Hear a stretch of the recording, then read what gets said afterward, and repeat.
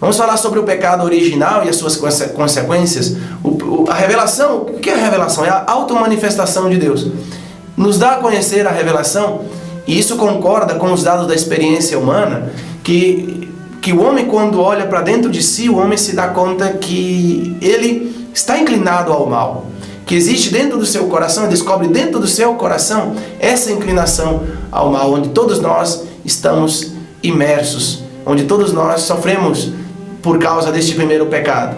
E por isso o catecismo é muito claro em explicar, a experiência também da nossa vida é muito clara em entender que nós temos essa tendência ao mal, que ao apartarmos de Deus, o ser humano quando se apartou de Deus, a humanidade quando se apartou de Deus, gerou como um caos moral, uma desordem interior em nossa razão, em nossos sentimentos, nossos afetos, nossa insubmissão a Deus gerou em nós também uma desordem interior muito grande na criação inteira. A experiência humana mostra isso de maneira muito clara.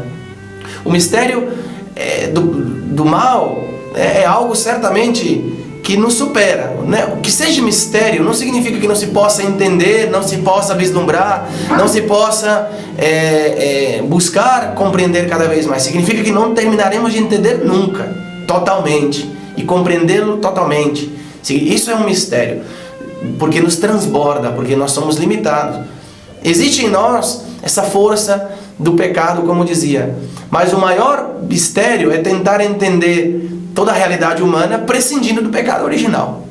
Então isso é mais fácil entender o mal que nos rodeia partindo desse dado revelado, que o pecado original, a doutrina do pecado original, né, que houve no momento da história, um momento pontual onde o mal desencadeou e uma série de consequências para todos nós. Então é muito mais plausível, é muito mais razoável, é muito mais coerente com a realidade você partir da doutrina do pecado original que prescindir dela para poder entender o mistério do mal. O pecado original é o quê? O pecado original é uma negação de Deus como princípio e fundamento último da vida humana. Quando o ser humano prescinde do Criador, quando busca colocar-se como fundamento da sua própria existência outras coisas que não seja Deus, se produz, claro, uma desordem enorme dentro do mundo e no ser humano. O pecado original, portanto, deixou suas marcas em todas as realidades da vida, no homem, na mulher. Nós vemos isso muito claro lá no Gênesis, né? O homem já diz: a mulher que me destes como companheira me deu do fruto e eu comi. A mulher responde dizendo que foi a serpente. Já o enfrentamento, a discórdia, a desunião entre pais e filhos, entre amigos, em ambiente de trabalho, na política, em todos os âmbitos nós vemos como as marcas do pecado estão em todas as áreas da realidade.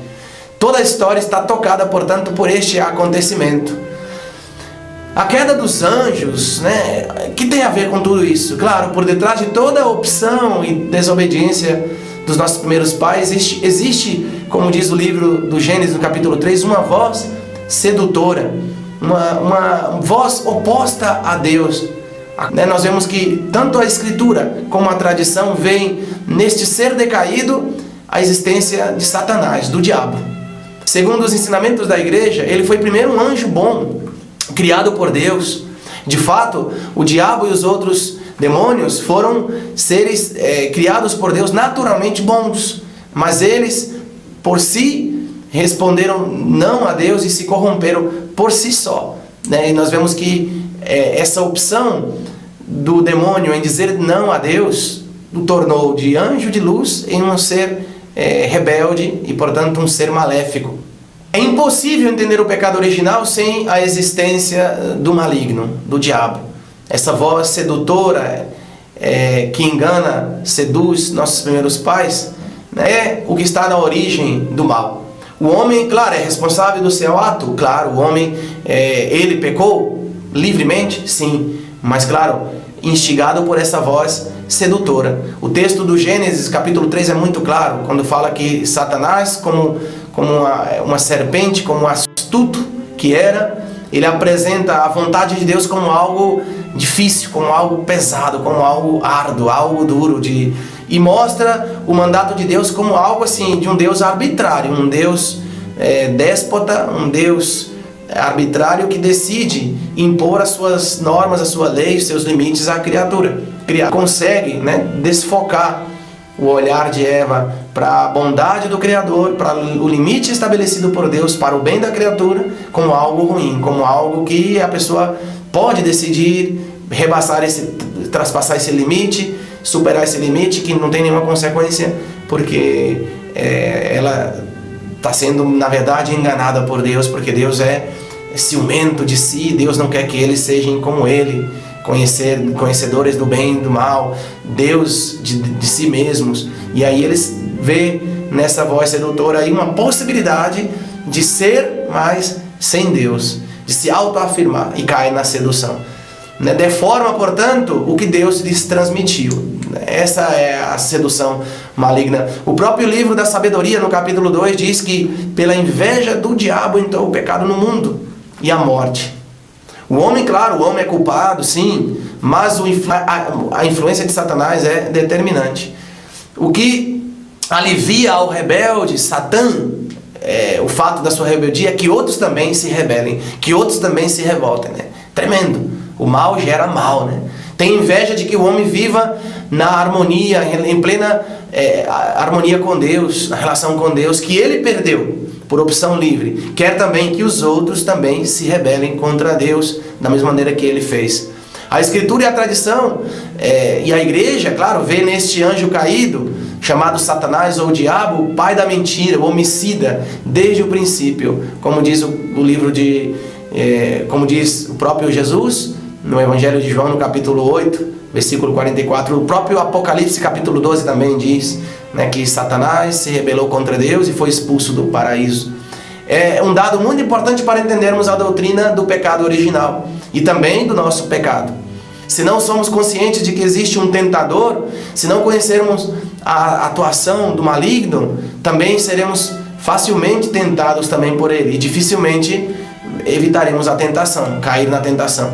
De fato, o diabo e os seus as seclas, seus seguidores, foram criados bons, naturalmente bons, mas eles fizeram uma opção de dizer não a Deus, e isto é o que afirma também o quarto concílio de Latrão, né? Que o mal moral tem origem na queda dos anjos. O pecado dos anjos, portanto, se supõe que foi de uma escolha livre, consciente e radical feita por eles.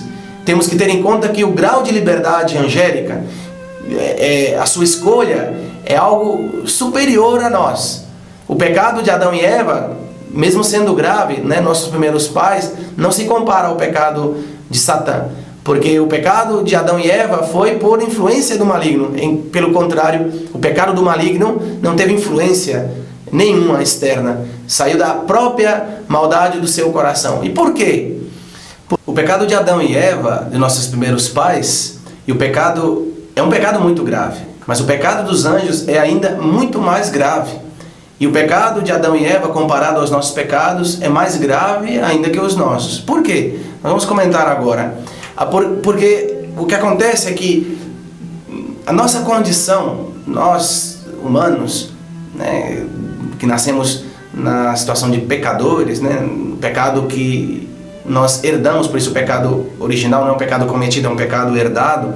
Nós estamos submetidos à influência da concupiscência em nós, né, das tendências baixas, também da desordem das paixões, também a inclinação dos desejos da carne.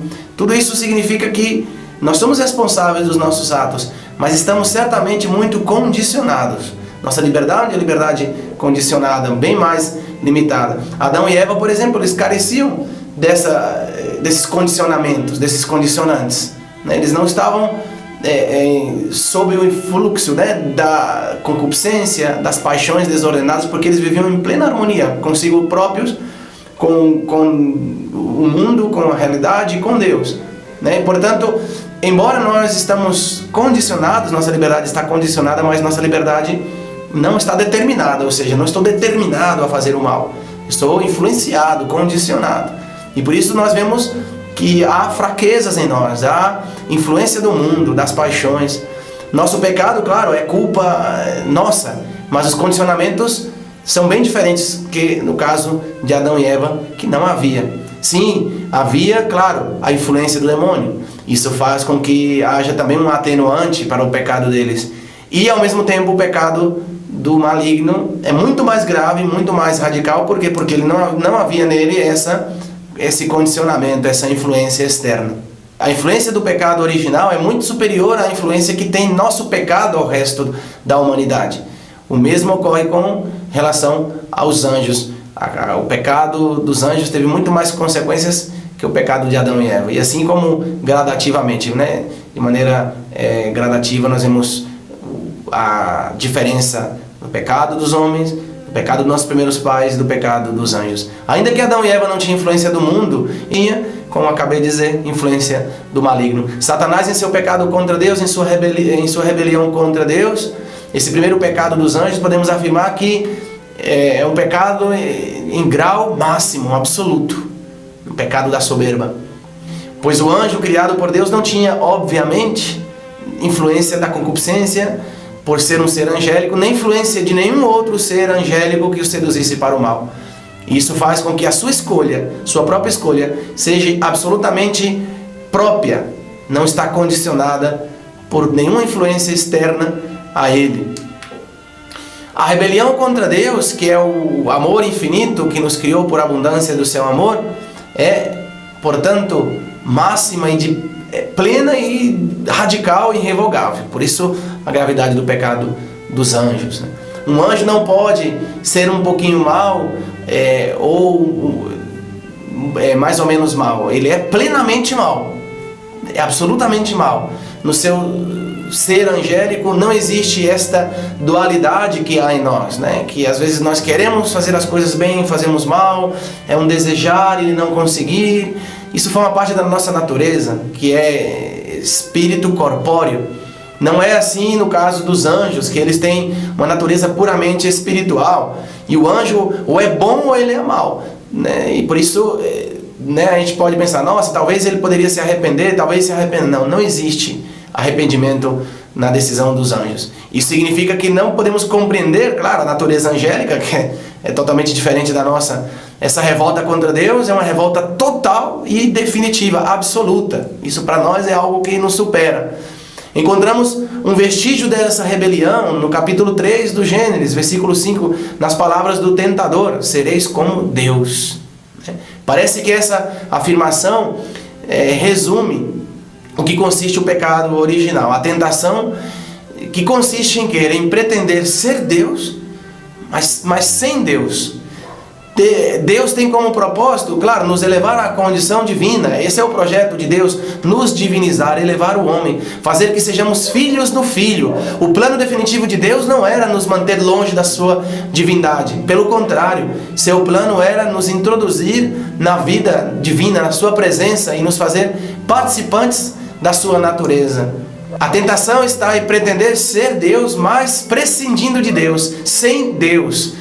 Ou seja, ao contrário, nós estamos chamados a ser como Deus, mas participando da graça, da condição de filhos no Filho. Ser filhos no Filho Jesus Cristo. Dizia o Papa Bento XVI, existe uma tentação de endeusarmos, fazer-se aplicar as leis acima da vida e a margem da verdade, nos sentirmos senhores da vida e da morte. Certamente essa tentação existe em nossa sociedade.